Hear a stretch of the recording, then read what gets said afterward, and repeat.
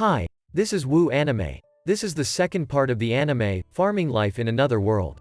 God chooses to check in on Hiraku to see how he is doing since he feels sorry for giving him a sinner's life. As he checks on him, he learns he has placed him in a hazardous woodland known as the Forest of Death, and he understands he has made another mistake.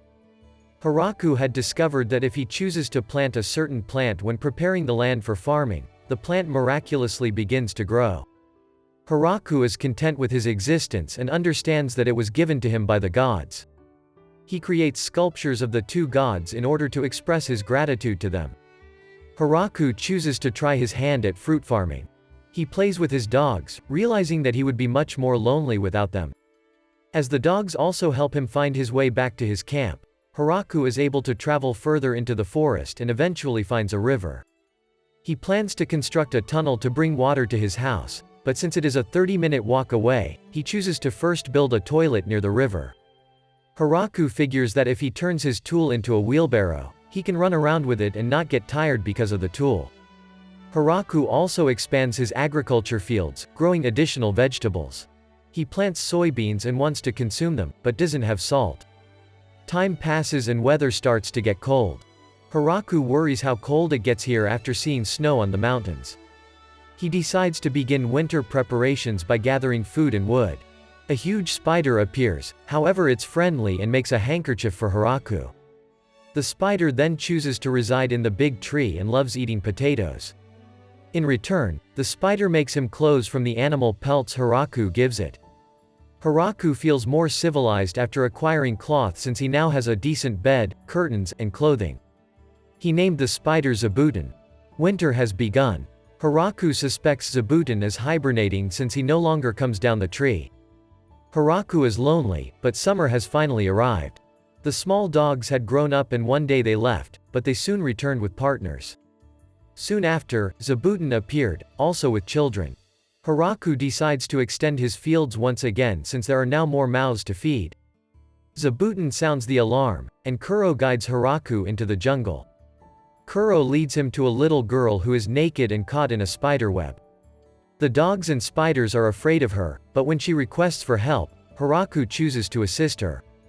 As he approaches, she jumps and bites his neck, then matures into a young lady. Hiraku wonders whether she is a monster. The dogs then attack her, and while they beat her, she transforms back into a small girl. Hiraku asks whether she is their enemy since she took his blood, but the girl replies that she isn't and that she had to do it to regain her strength. She can't keep her adult shape and clothing on since she used too much energy. Hiraku asks why the dogs attacked her and she explains that she intended to steal one of them. Hiraku, feeling sorry for her, allows her to take more of his blood so she may heal. Hiraku takes her to his home. The girls are shocked to find an agricultural field in the forest, as well as so many fresh crops. Hiraku offers her a tomato, and she enjoys it so much that she wants to sample other vegetables as well. The girl admits her name as Rurushi, a vampire, and she is thrilled to be able to eat so many different vegetables. Ru claims that she is investigating medical ideas and fled after getting into a battle with several nobility who attempted to take her findings. She planned to hide in the forest for a time until everything calmed down, but she also hoped to find some new plants to investigate. She is amazed that Hiraku is living in this dangerous wilderness and has even tamed the monsters.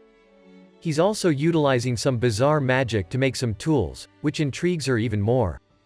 Hiraku realizes how unique his opportunity is since this is the first person he has met. Hiraku decides to invite Ru to remain and live with him since it may take much longer to find someone else. Ru attempts to explain that there are people following her and that she is a vampire, but Hiraku seems unconcerned. Hiraku reveals that he came here to live alone since he couldn't cope with others, but he now realizes he doesn't want to live alone and isn't sure how much more he can bear. Ru agrees, explaining that she doesn't really have a place to go, although she feels embarrassed by his proposal. Next morning, Ru turns a little younger. Hiraku questions why, and she reveals that in this form, he will refrain from touching her, to which Hiraku agrees. Hiraku says that he intends to produce sweet potatoes next. He also tells that Ru is the first villagers. Kuro disagrees, and Hiraku corrects himself, saying she is more like the 30th villager. Ru wonders whether Hiraku can produce some medicinal plants, and Hiraku agrees to give it a go. Ru states they need to find somehow the right seeds, but Hiraku states he doesn't need seeds. That's it for now, see you on my next video.